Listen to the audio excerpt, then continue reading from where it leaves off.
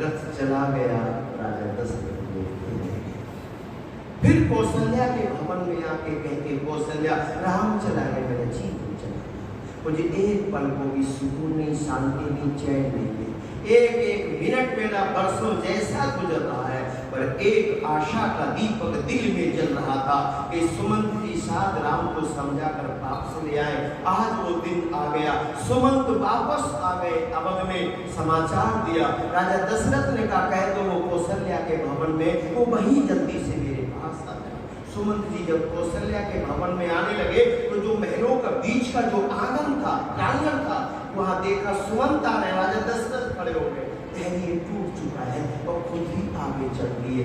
बीच आंगन में, बीच प्रांगण में सुमंत जी से मुलाकात हुई और कहा राम कहाँ है? राम आ गए? सुमंत जी ने हाथ जोड़कर आंखों में आंसू भरे हुए हैं और कहते हैं महाराज इस बार मैं फेल हुए, मैं राम को वापस नहीं ला पाया।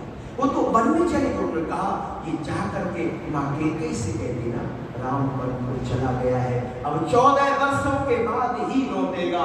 बस जब ये कहा तो राजा दशरथ के मुख से एक आवाज निकली, कैकेयी आखिर तुमने मुझे मार ही दिया। तो एक बात कही क्या कि हाय हाय आपत्ति को राम सुनसान कर गया,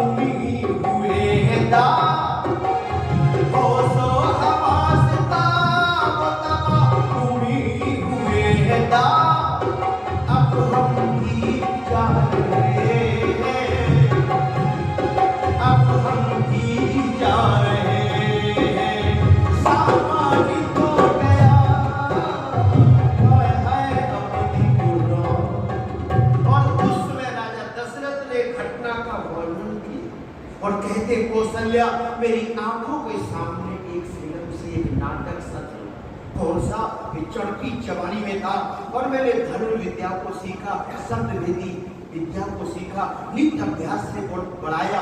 एक अभिमान गुरु अहंकार मेरे मन में आया, उसका परीक्षण करने के लिए चांदनी रात में धनुष बाण लेकर घोड़े पे सवार होकर मैं सरयू के किनारे निकल गया। एक आवाज कान में आई, मैंने बाण निकाला, धनुष पे चलाया, लक्ष्य बना के छोड़ा और उसके बाद एक करुणा भरी आवाज आई, हाय माँ हाय पिता। मैं कहा मेरे का जख्म पाप हुआ, ये तो किसी नौजवान की आवाज है। और मैं जब दौड़ कर गया सरयू के किनारे, एक नौजवान छटपटा रहा था और वो कहता राजा दशरथ मैं आपको जानता हूँ, मैंने आपका क्या बिगाड़ा? तुमने एक बाण से 3 मृत्यु कर दी। मैं घबरा गया कौशल्या, मैंने कैसे? एक तो मैं मर रहा हूँ और 2 मेरे माता पिता पानी के बिन प्यासे ही तड़प तड़प के उनके प्राण निकल जाएंगे, 3 मृत्यु हो जाएंगे। एक काम करो, मेरे प्राणों के बदले तुम मेरे माता पिता को पानी जाकर के पिला दो।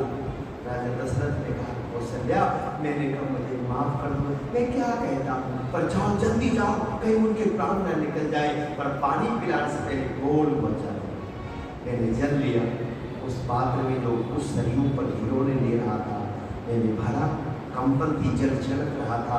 बताया पीपल के पेड़ के नीचे बैठे, पैरों की आवाज आई, आ गई दोनों चौके, बेटा शरबत आगे चल ले आए, बस प्राण निकलने वाले ही है, श्वासें भी मुश्किल से आ रही है।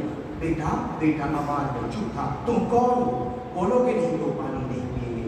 मुझे एक सत्य का मालूम करना, मैं राजा दशरथ, आपका बेटा मेरे तीर से धोखे से खत्म हो गया। उसकी मां मेरे सामने खड़ी हुई और खड़ी होकर कहती, हाय मेरे बेटे शर्मा, हाय मेरे बेटे, बेटे मैं किसके लिए अभी होगी? और वो धरा पर गिरी और कौशल्या मेरे सामने ही हो गई।